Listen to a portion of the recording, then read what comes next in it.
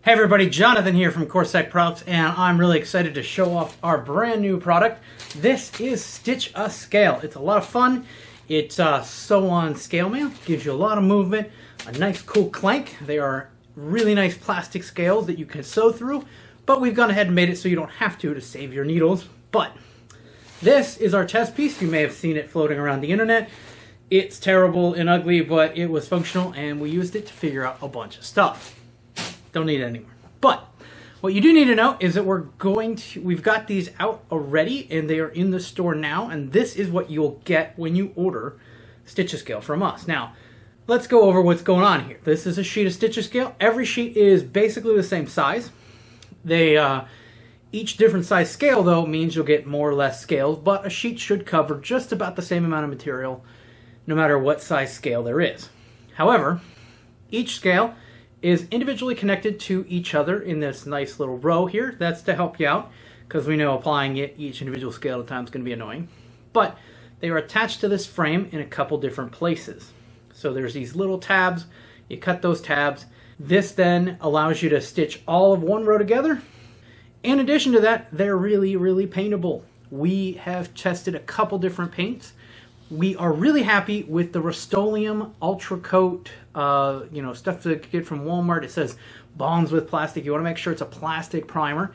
It goes on. The finish is really good. There's no issue with it. We haven't had any problems with it, but we do kind of recommend that you do a clear coat. If you do a top coat, then that allows you some extra features. You can hit this with a dull, like a flat coat, and that'll bring it down, or you can do a gloss coat to bring it up and shinier. Just depends on what you need to do with it. But this is a painted sample, as you can see. We do recommend when you paint them that you paint both sides. Now, what can you make with StitchAScale? Well, today we're going to make this little guy. This, as you can see, flows so much nicer than that other piece. That other piece was a little stiff and rigid. The pattern for this available in the description. You can check that out after the video. Now, what are you going to need in addition to this? Well, we already talked about the paint. You're going to need some of that. That's pretty easy to get a hold of. You're also going to need your fabric. We are using the Yayahan stretch fabric, as I mentioned before. This is the silver. In addition to that, we are going to recommend that you get something like this. This is a temporary adhesive. It's a basting adhesive. We use this on the scales to keep them in place when we sew them down. Now, you don't need to use a sewing machine. We are going to use one today because it's fairly easy if you have one to set one up to do it.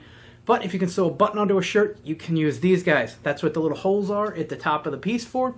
And not only do they help aligning everything and keeping everything smooth in your machine, they can be used to hand sew. And we're actually going to have to hand sew a few in order to finish this piece. In addition to that, you're going to need probably a pair of scissors. Wouldn't hurt. These are mostly for cutting out the scales from the strip, so that we can get each individual row and then we'll lay them down individually. So normally what we do is I'll take a separate piece of paper, like a paper towel, and put it off to the side, and we'll put the scales, that's where we've pulled them out of the frame, onto that, and then we'll hit them with the basting spray. You want to keep that away from your machine. You don't want to be spraying into anywhere like in your machine so it gets it gunked up.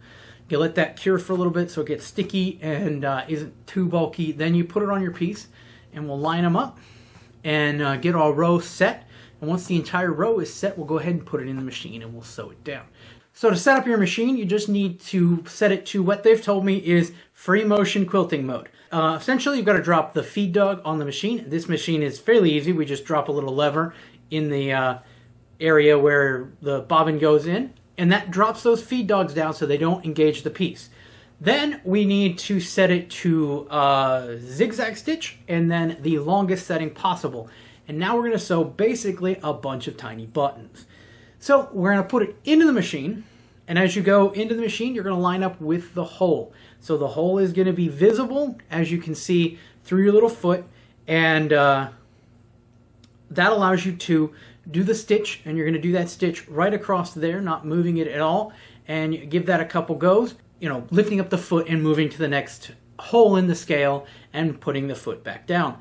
Now, one thing to keep in mind is you want to make sure your machine is fully up and disengaged. That disengages all the right tensiony things inside, and that allows the It allows you to move the piece freely inside. You don't want to move it too much because you're going to get a little bit of extra threading in there, but you can either remove that, but I really haven't, and it hasn't been a big issue. Sometimes we do get strays, we take care of those. With this particular piece, we want to leave a pretty big gap.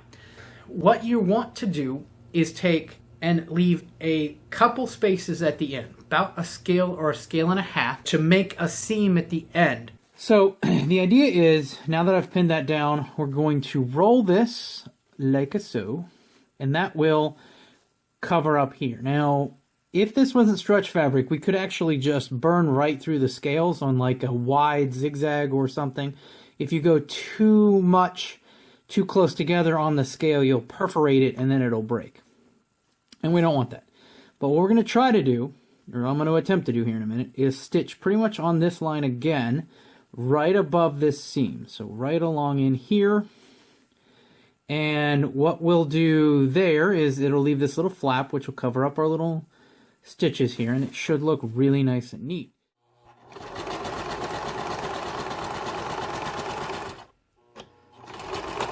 Hopefully, if you know what you're doing with stretch fabrics or just regular fabrics, you can do a better job than this, but this actually didn't turn out too bad.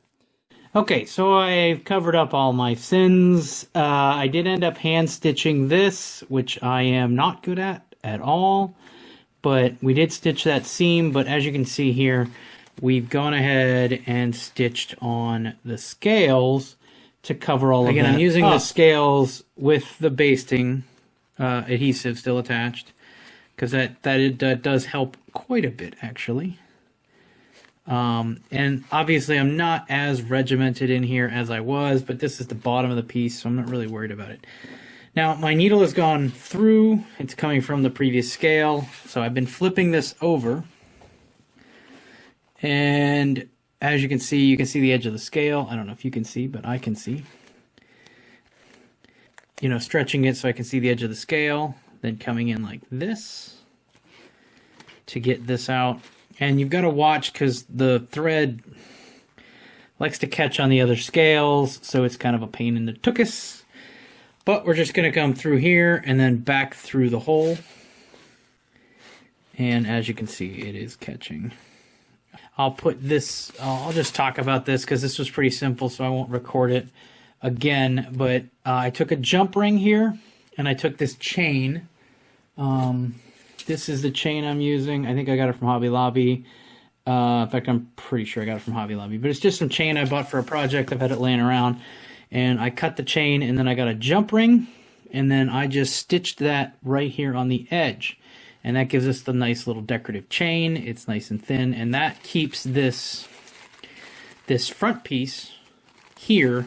You know, when it goes onto the hand, you can thread this onto your knuckle, like your middle finger knuckle or whatever. And that'll keep it from falling down your hand. And then the stretchiness should, if we size this correctly, which I hope we did, will look good on, on your arm and should be able to keep it in place. Hey guys, thanks for sticking with me through this project. I think it came out pretty good. I think it's really neat. This piece came out really nice. So I hope that inspired you, that pretty much anybody can use these. And those of you who know what you're doing with a sewing machine, I hope you take them to the next level and show us all the cool stuff that you guys do. I'm really excited about it. If you are interested, these are the medium dragon scales for reference, and in the description down below, you'll be able to find a link to our website where you can get not only these scales, but also fish scales in a bunch of different sizes, and we've got a lot more in the pipe. We've got some really cool plans, at least for the immediate future, and we're going to keep innovating and doing other stuff, and we'll have lots of cool stuff out there for you guys in the future. So subscribe to this channel and or like this Facebook page wherever you see this, and we'll keep posting stuff as we do it and get you all informed on the new moves and shakes and stuff as we get things out there. If you do something cool, make sure to send us pictures, and I hope you, in the comments down below, go ahead and say what tutorials you'd like to see. We'll try to work on those, and just let us know what projects you're interested in doing with them. I hope that answered all your questions. If you have more, again, comments down below. I'll catch you all next time. Thank you all for sticking through.